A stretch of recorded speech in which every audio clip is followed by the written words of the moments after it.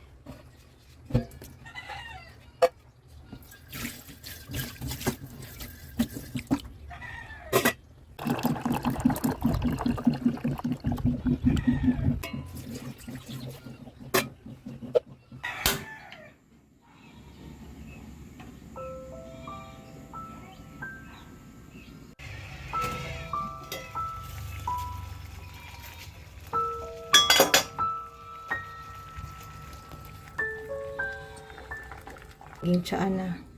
So, tama na yan. Tama lang na makulo siya. Tapos lumabas yung parang kulay ng tsaa. Parang tsaa. Parang tea. Yan, okay na yan. Okay, and it's ready to drink. Char. Mukha na siyang tea, diba? Or like, para na siyang salabat. Parang nilaga ng luya. Mas better to kung inumin mo siya na medyo mainit-init pa para lasa mo yung parang tea lang. Pwede mo siyang lagyan ng asukal. Depende. Optional lang. Kung gusto mo medyo matamis-tamis. So, tumas sugar mo ulit. Pero kung gusto mo lang, ano lang, plain lang, yun, direct mo na siyang inumin. But ako, direct ko na siya tapos medyo mainit-init pa. Gusto ko yung medyo mainit pa. Yung iba naman, gusto ilalagay mo na sa ref para malamig. Mas okay daw sa kanilang panlasa malamig. Pero syempre, iba-iba tayo. Ako mas gusto ko mainit. Parang, yun, parang tsaa lang. Mahilig kasi ako sa tsaa. Yan. So, di ba, pwede tayong maghanap ng mga sa tabi-tabi lang, mga tabi-tabi lang na dahon-dahon, herbal ba? Hindi na kailangan yung mga process na ito rin naman ginagawa nun. Yung mga dahon-dahon, mga bunga, like mangosteen, mga ganyan. Mga process na, mga ready-made na, mga, di ba ginawa na? Meron mga ganun eh. Pero ito, dahon lang. So, hindi na yan. Cleansing, body cleansing. Kain paglansones me.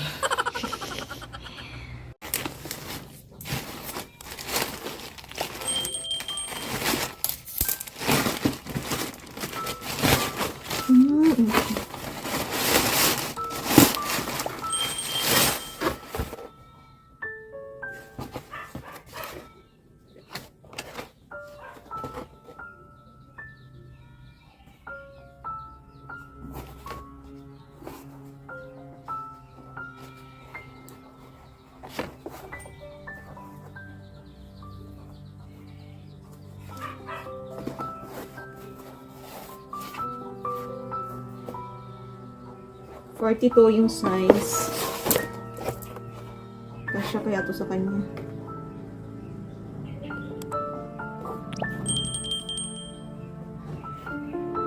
Okay naman yung tahi niya. Tapos may dikit. Ito yung request yung sapatos eh. May rabbit daw. Ay, gusto ko itong bata.